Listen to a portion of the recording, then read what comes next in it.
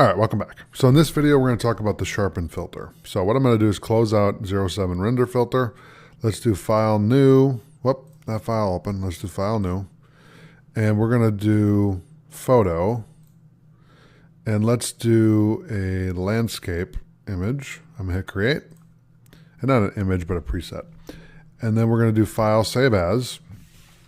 We'll call this 08 Sharpen Filter. Okay. Save that.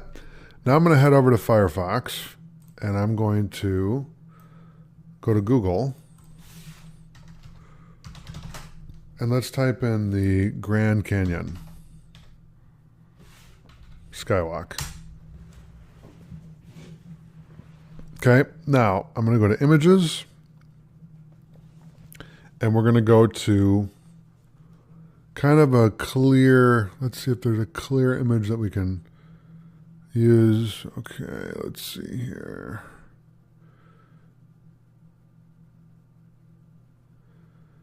Okay, so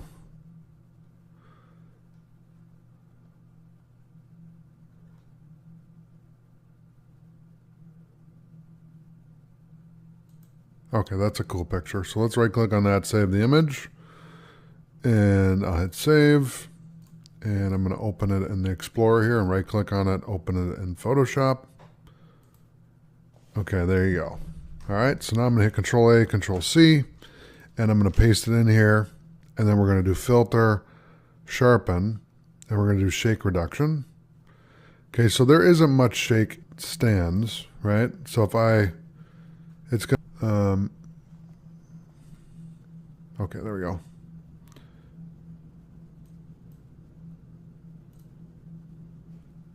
Okay, it's still rendering.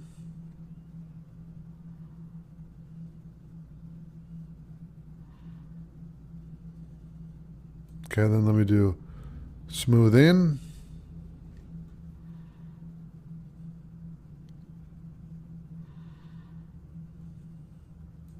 It's very delayed, I'll say that.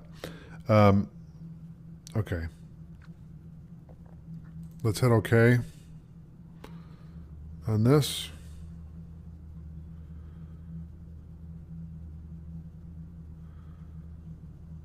Yes, I'm going to discard the unfinished estimate. I'm going to hit yes. Because, like I said, this effect is taking a long time to render, which I didn't really do that much to it, but this is kind of a CPU intensive effect. So I apologize.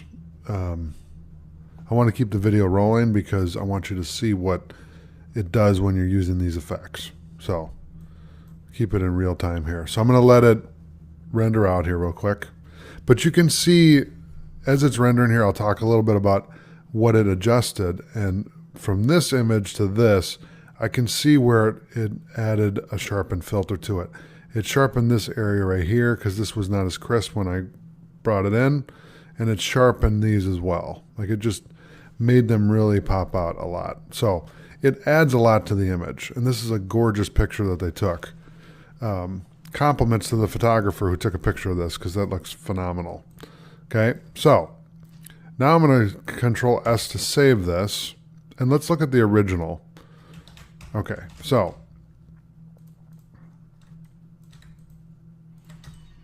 okay, there we go. So I'm going to do filter. Let's do sharpen.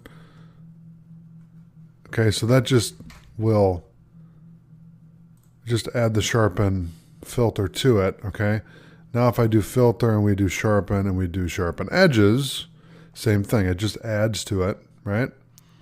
And then if we do sharpen more, that really, wow, it hurts my eyes to look at that.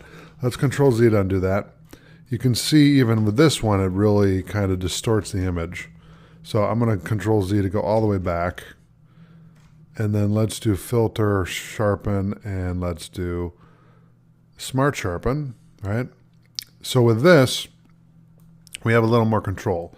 We can turn down the the sharpening of the image. You can just do a little bit. We can do radius, which really, wow, okay. Reduce noise, okay. But it really kind of distorts the image a lot.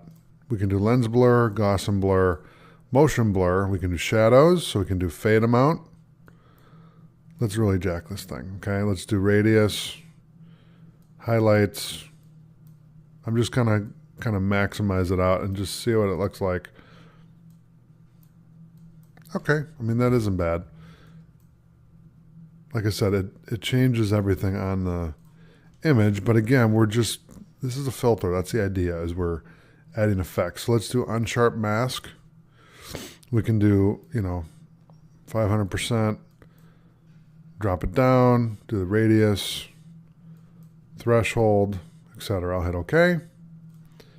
And that's all I have for the Sharpen filter. So thanks for watching. Make sure to save your document. If you see this star here, hit File, Save, or Control S to save so you don't lose your work. And I'll see you in the next video. Thanks for watching.